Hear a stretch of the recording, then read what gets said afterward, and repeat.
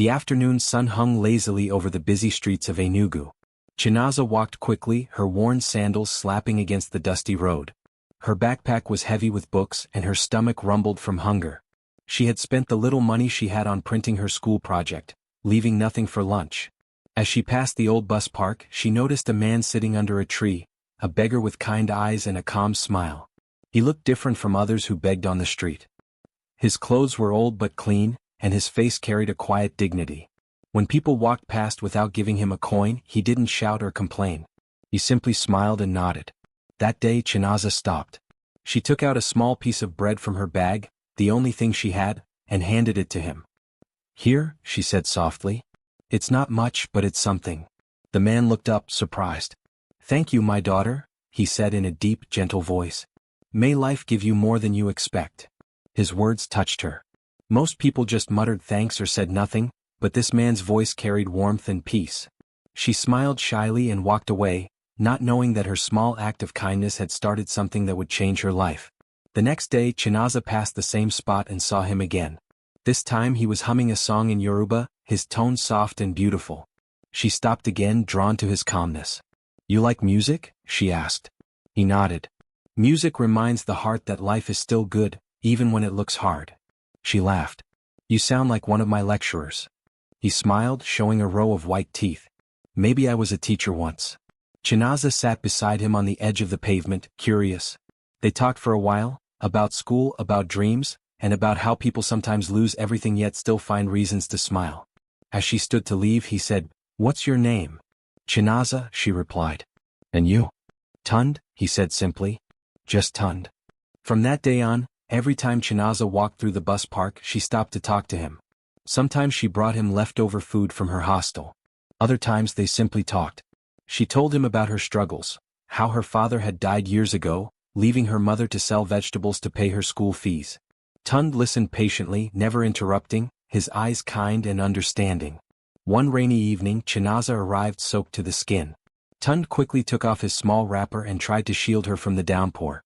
"You'll catch a cold," he said gently. She laughed. "It's just water, Tund." But his care made her heart warm. There was something about him, something deep. He spoke with wisdom far beyond what she expected from a man sitting by the roadside. One day she asked, "Tund, you speak like someone who's been educated. How did you end up here?" He looked away for a long time before answering. "Life can take things from you to test what remains inside you," he said quietly. "But what matters is not where you sit today, it's where your heart still dreams of going." Chinaza didn't know what to say. Those words stayed with her long after she walked away. Over time, Tund became her friend, her quiet listener when the world felt too heavy. When she failed a test, he told her, "Failure is not the end, it's a bend in the road." When she cried about her mother's sickness, he prayed for her with tears in his own eyes. People often stared when they saw Chinaza talking to a beggar. Her classmates whispered behind her back. "Can't she find better company?" they said. But she didn't care. There was honesty in Tund's eyes that she couldn't find anywhere else.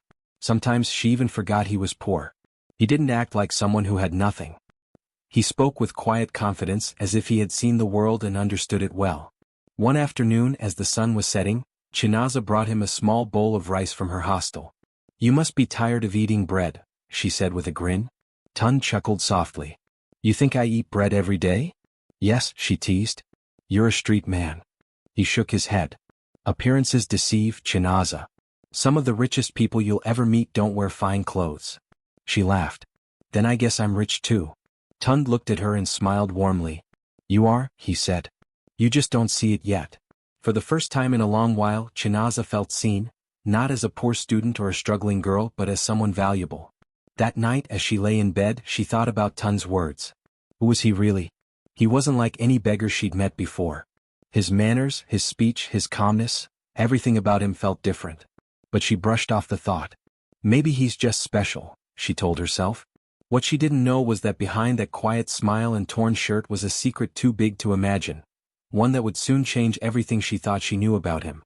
And as the days passed, while she carried her books through the crowded streets, she always looked forward to one thing.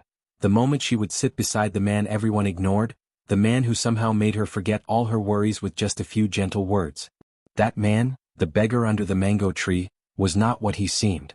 But Chinaza's heart, pure and kind, didn't see wealth or status. She only saw a man with a kind soul and a gentle heart. And that was how their story began, with a piece of bread, a simple smile, and two lives that would soon cross in ways neither of them could have imagined. Days turned into weeks, and the friendship between Chinaza and Tund grew stronger. Every morning before her lectures she stopped by the bus park just to greet him. Sometimes she would sit under the same mango tree holding a small paper bag with bread or rice. Tund always smiled when he saw her coming. His face would light up and he would say, "Ah, my sunshine has arrived." Chinaza would laugh, pretending to be annoyed. "You and your sweet words, Tund. You make me sound like I bring the light." He looked at her kindly. "You do. You bring light wherever you go, even if you don't notice it." Their talks were always full of laughter but also deep and thoughtful. Chinaza shared her dreams with him, how she wanted to become a teacher and open a small school for children who could not afford education. She told him about her struggles with school fees, her sleepless nights studying, and her fear of failing her exams. Tund listened with care, never judging or interrupting. "You have something special inside you," he often said. "Don't let hardship take that away." Even the tallest tree started as a small seed in the dirt. His words stayed with her. She had met many people who looked down on her because of her poverty, but Tund always made her feel like she was enough. Sometimes when she sat beside him, she noticed that he was not like other men she knew. He spoke with calmness and patience. He never complained about life even though he had so little. He never begged loudly like others in the park. Instead, he would greet people politely, thanking anyone who gave him a coin no matter how small. One day as they shared roasted corn, Chinaza asked, "Tund, how do you stay so happy when you have so little?" Tund smiled and looked up at the sky. "Because happiness does not come from what you have, Chinaza. It comes from what you see and how you feel. I may not have much, but I have peace. That's something money cannot buy." She looked at him quietly, amazed. "You talk like someone who has lived many lives." He laughed softly. "Maybe I have. Life teaches us all in different ways." Chinaza began to look forward to seeing him more than anything else in her day. Sometimes when she was tired or sad, she would rush to the bus park just to talk to him. His voice always calmed her, and his smile reminded her that life was not as hard as it seemed. One afternoon, after a long and stressful day at school, Chinaza arrived at the park looking exhausted. Tund noticed it immediately. "You look troubled," he said. "What happened?" "I failed my test," she said quietly. "I studied so hard, Tund. I wanted to make my mother proud." He looked at her gently. "And you think failing one test means you're a failure?" Tears filled her eyes. "I just feel like I'll never make it." Tund shook his head. "Listen to me, Chinaza. Even the best students fall sometimes. The difference is they stand up again. You must keep going. The road to success is not smooth, it has stones, holes, and rain. But if you keep walking, you'll reach your destination." His words filled her heart with courage. She wiped her tears and smiled weakly. "You always know the right thing to say." He grinned. "Maybe that's my gift. To remind others that storms don't last forever." As their friendship deepened, people began to notice. Some of Chinaza's classmates mocked her. "Why do you spend time with that beggar?" one of them sneered. "You should be focusing on rich boys who can help you." But Chinaza only smiled. "Tund helps me in ways no rich boy ever could," she said quietly. She didn't care what others thought. Around Tund she felt free, free from judgment, free from pressure, free from the fear of not being enough. Sometimes, Tund would tell her stories, about the people he observed at the bus park, about life lessons hidden in ordinary moments. One story he told stayed with her forever. "There was once a king," he began, "who dressed as a poor man to see how his people lived. Some spat at him. Some ignored him. But one woman gave him food and smiled. When he returned to his palace, he sent for her and rewarded her kindness." You see, Chinaza, you never know who you are helping. Kindness reaches places you can't imagine. Chinaza smiled and said, "That's a beautiful story." He looked at her and replied softly, "It's also true." Sometimes she caught him staring into the distance, lost in thought. "Tund," she asked one evening, "what do you dream about?" He hesitated, then said, "I dream of a world where people are not judged by what they wear or where they sleep, but by what they carry in their hearts." Chinaza nodded slowly. "That's a good dream." She didn't know that he was speaking from experience, that behind his calm voice and ragged clothes was a man who once lived in a world of luxury, power, and wealth. Their friendship became something others couldn't understand. It wasn't about pity or charity. It was about two souls who found peace in each other's company. When Chinaza got sick and couldn't attend school for a few days, Tund asked around until he found her small hostel. He brought her herbs from the local healer and stayed outside until he knew she was better. "Why do you care so much?" she asked when she saw him again. He smiled gently. "Because when someone brings light into your life, you must protect that light." Days passed like this, quiet, simple but full of meaning. Sometimes they talked for hours. Other times they just sat in silence, listening to the sounds of the busy street, the honking taxis, the shouting traders, the laughter of children running by. For Chinaza, those moments were her escape from a world that often felt too heavy. For Tund, those moments reminded him of the beauty of simplicity, something he had lost long ago when his world was full of luxury and empty conversations. One evening, as the sun set behind the hills, Chinaza turned to him and said, "Tund, you are the richest poor man I have ever met." He laughed softly. "And you, Chinaza, are the poorest rich woman I know." They both laughed, not realizing how true those words really were.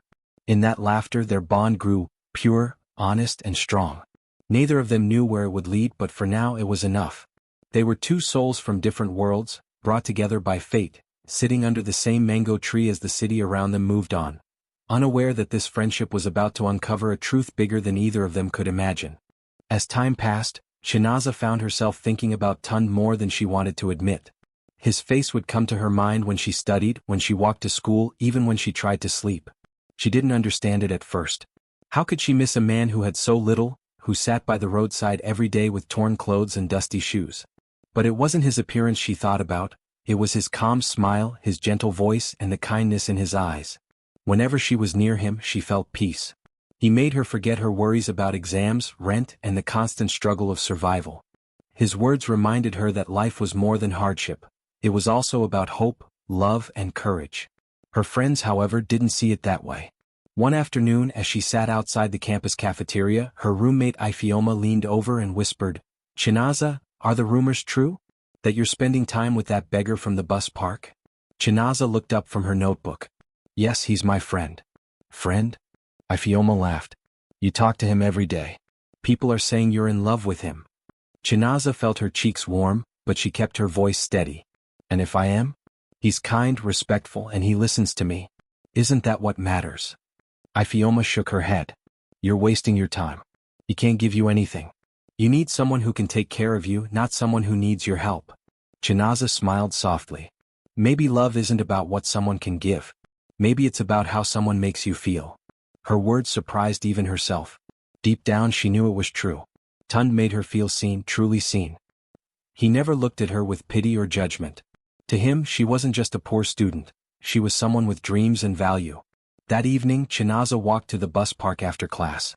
The sun was setting, painting the sky orange and gold. She saw Tund sitting under their mango tree, fixing the handle of an old cup. When he looked up and saw her, his face broke into a wide smile. "You came late today," he teased. "I had a class," she replied, sitting beside him. "But I couldn't end my day without seeing my favorite philosopher." He chuckled. "Philosopher? I'm just a man trying to survive." "Maybe," she said, "but you think like someone who has lived 100 lives." He laughed again, but his eyes softened as he looked at her. For a brief moment he felt his heart ache. He wanted to tell her everything, that he wasn't truly poor, that his real name wasn't Tund the beggar, but Tund Balogun, the heir to one of Nigeria's biggest companies. But each time he thought of it, fear held him back. What if she hated him for lying? What if she thought he had only played with her feelings? He couldn't risk losing the only person who had treated him like a human being, not a wallet. They sat in silence for a while, listening to the street sounds, the honking taxis, the chatter of traders, the faint music from a nearby shop. Then Chinaza turned to him and said quietly, "Tund, do you ever wish your life was different?" He looked at her thoughtfully. "Sometimes. But then I remember that every season has its reason. Maybe I'm meant to live this way so I can understand people better." She nodded. "You're different, Tund. Most people I know only care about money. But you care about things that can't be bought." He smiled. "And you, Chinaza, see things that others overlook. That's rare." Their eyes met, and for a moment neither spoke. The air between them was filled with something unspoken, something tender, fragile, and new. Chinaza's heart beat faster. She wanted to tell him how she felt, but fear whispered in her mind, "What if he doesn't feel the same?" Instead she said softly, "You've become a part of my life, Tund. I don't know how, but I'm glad you're in it." Tund swallowed hard. He wanted to tell her the same, that every day she came his world felt brighter, that her presence had healed a loneliness he didn't even know he had. But the words wouldn't come. That night after she left, he sat under the mango tree long after the park was empty. He looked up at the stars and whispered to himself, "How do I tell her who I really am without losing her?" The next morning Chinaza woke up smiling. She didn't have much. Her slippers were worn, her textbooks were borrowed, and her meals were simple, but her heart felt light. She spent the day thinking about Tund, about how he made her believe that even poor people could have rich hearts. When she told her mother on the phone about her new friend, her mother's voice was gentle but firm. "My daughter, be careful. Sometimes people hide behind what they are not." Chinaza frowned. "He's not like that, Mama. He's honest." Her mother sighed. "Maybe he is. But guard your heart, my child. Love can be blind." That night, Chinaza couldn't sleep. Her mother's words echoed in her head, but she refused to believe Tund was pretending. He was too real, too kind, too true. Meanwhile, Tund was facing his own struggle. His assistant had been calling him for days, warning that people were starting to recognize him. "Sir, you can't keep living like this," the assistant said over the phone. "Someone will find out." "I don't care," Tund replied. "Not yet. Not until I know if what she feels is real." For Tund, Chinaza had become more than a friend. She represented the simple, honest life he had always longed for, a life free of lies, business deals, and fake smiles. She made him laugh, she listened, she cared. But he also knew that the longer he kept his secret, the harder it would be to tell her. Days turned into weeks and their bond grew deeper. Sometimes he would walk her halfway to school. Sometimes she would bring him food wrapped in newspaper. The city around them was loud and chaotic, but when they were together, it felt like the world had slowed down. One evening, after a long day, Chinaza looked at him and said, "You know, Tund, people think I'm crazy for spending time with you." He smiled faintly. "Do you care what they think?" She shook her head. "No. Because they don't know what I see. You may be poor, but your heart is richer than any man's I've ever met." Her words hit him deeply. For a second he couldn't speak. His eyes grew moist and he whispered, "You don't know how much that means to me." Chinaza smiled, unaware of how close her words were to the truth. That night, as Tund walked away, he looked back at her silhouette fading into the crowd and said softly to himself, "She loves me for who I am, not what I have. But can I keep hiding the truth forever?" He knew that soon, one way or another, everything would change. When Tund stopped showing up at the bus park, Chinaza's world felt empty. Every morning, she passed by the mango tree where he used to sit, hoping to see his calm smile and hear his gentle voice, but the spot remained silent. His old cup, the one he always held, was gone. Days turned into weeks and still no sign of him. At first she thought he might be sick. She asked around the bus park, but no one knew where he had gone. Some said he had moved to another city, others said he might have died.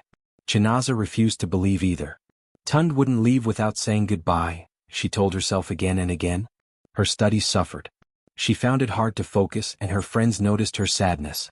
Ifeoma tried to cheer her up, saying, "Maybe he wasn't who you thought he was, Chinaza. Maybe he used you." But Chinaza shook her head. "No, Ifeoma. Tund wasn't like that. He was kind. He cared." One Friday afternoon, a letter arrived at the university. It was from the Education Foundation of Adewale Group, a well-known company in Lagos. The letter invited top students to a charity event at the Grand Crystal Hotel, where scholarships would be awarded to students with outstanding records. Chinaza had been nominated by her department. She was both nervous and excited. It was her first time attending such an event. She borrowed a simple dress from her roommate and used her last savings to fix her hair neatly. As she looked at herself in the mirror, she whispered, "Tund would have told me to be confident." The next evening she arrived at the hotel. The building sparkled with lights and music. Wealthy guests filled the hall, dressed in fine suits and glittering gowns. Chinaza felt small and out of place, clutching her old handbag tightly. She sat quietly near the back, watching the ceremony begin. The master of ceremonies stepped up to the microphone. "Ladies and gentlemen," he announced, "please welcome our special guest, the young billionaire and philanthropist, Mr. Tund Adewale." Chinaza froze. For a moment she thought she had misheard. But when she looked up at the stage, her heart nearly stopped. There he was, Tund. Not in torn clothes this time, but in a dark, elegant suit. His hair was neatly trimmed, his shoes polished, and cameras flashed around him as he walked to the stage. Her breath caught in her throat. "Tund?" The crowd clapped as he smiled and began his speech. "Good evening, everyone. I am deeply honored to be here tonight," he began, his voice calm and warm, the same voice she had heard so many times by the roadside. "Many people know me as Tund Adewale, the head of Adewale Group. But very few know what I've learned from life outside these walls." Chinaza couldn't move. Her eyes were fixed on him. "I once lived for a while among those who had nothing," Tund continued. "I dressed like them, ate like them, and worked like them. I wanted to understand what true kindness looked like, who people were when the world didn't see wealth or fame." The hall was silent. Every word he spoke felt like it was meant only for her. "And in that time," he said softly, his gaze sweeping across the audience until it found her, "I met someone who showed me what real love, real goodness, and real humility mean." Chinaza's heart pounded. Their eyes met for a second, long enough for her to see the truth in his. After the speech, as people gathered to congratulate him, Chinaza stood up quietly and walked toward the exit. Her chest was tight, her mind spinning. She felt a storm of emotions, confusion, anger, hurt, and a strange, deep relief. He had lied to her. But why? "Chinaza." She froze. His voice was behind her. Slowly she turned. There he was, no bodyguards, no cameras, just Tund. He looked almost the same as before, except now he carried the weight of truth in his eyes. "Don't," she whispered, holding up her hand. "Please don't come closer. Let me explain," he pleaded. "I never meant to hurt you." Tears filled her eyes. "You said you were a beggar, Tund. You let me feed you. You let me believe you were struggling like me. I wasn't pretending to mock you," he said quietly. "I wanted to see who would care for me when I had nothing. All my life, people have chased my money, not my heart. But you saw me as a man, not a name." She shook her head. "You lied. You took my trust and made it part of your experiment." "It wasn't an experiment," he said, stepping closer. "It was the first time I felt alive. You showed me that love can exist without wealth. You gave me something real, Chinaza." Her tears fell freely now. "Then why didn't you tell me sooner?" "Because I was afraid," he confessed. "Afraid that the moment you found out, I'd lose you." For a long moment, neither spoke. The sound of laughter and music filled the hall behind them, but it felt distant, as if the world had gone silent. Finally, Chinaza said softly, "You already lost me, Tund. Not because you're rich, but because you weren't honest." He bowed his head. "I understand. But I will never stop being grateful for you. You showed me what love could be." With that, she turned and walked away, tears glistening on her cheeks. He didn't try to stop her. He knew she needed time, maybe more than time could give. That night, Chinaza sat by her window looking out at the city lights. She remembered every conversation, every smile, every simple meal they had shared. The man she had loved had been real, his laughter, his kindness, his words. But the lie had built a wall between them. Across town, Tund sat alone in his large, quiet mansion. The room felt colder than ever. The luxury around him, the applause from earlier, none of it mattered. He would have traded all of it just to sit under the mango tree again with the girl who saw him when no one else did. He took out a small piece of paper, the one Chinaza had once wrapped her lunch in, and handed to him. On it were the words she had written jokingly one day, "For the man who has nothing but still gives kindness." Tund smiled sadly, his eyes wet. "You were wrong, Chinaza," he whispered. "I had everything, but I didn't know it until I met you." And as the night deepened over Enugu, both hearts, one rich, one poor, ached with the same truth. Love without honesty can never truly shine. Weeks passed after the charity event, but Chinaza couldn't stop thinking about Tund. His face on the stage, his words, his confession, they all stayed with her. No matter how hard she tried to forget, something in her heart refused to let go. He had lied, yes, but she couldn't deny that the man she had known under the mango tree had been real. His laughter, his kindness, and the way he always listened when no one else did. One morning, while walking to class, she found a letter waiting for her at the hostel gate. Her name was written neatly on the envelope in familiar handwriting. Inside, the note read, "Dear Chinaza, I understand your silence. I do not expect your forgiveness, but I wanted you to know that your words changed me. You taught me that love is not something to test, it's something to honor. I have made a donation to your university for struggling students in your name. It's the least I can do to thank you for showing me what real compassion looks like. Tund Adewale." Chinaza read the letter over and over again, her heart heavy but softening with each line. For the first time since he left, she smiled. She folded the paper carefully and placed it inside her notebook. Months went by.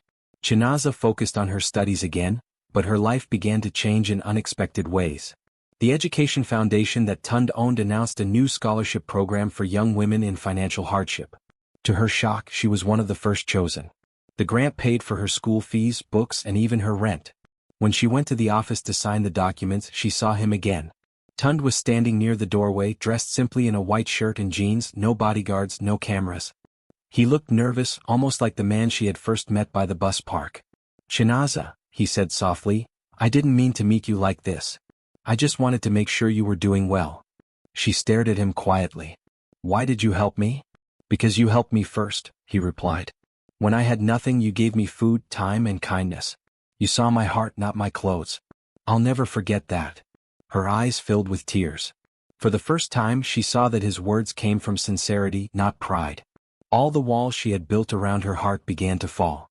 Over time, they started to talk again, slowly, carefully, like two people learning to trust once more. Tund no longer hid who he was. When he visited, he didn't arrive in fancy cars or designer suits. He came as himself, sometimes even carrying books for her or helping repair the small benches at her school. As months turned into a year, their friendship grew stronger. There was no pretense between them now, only honesty.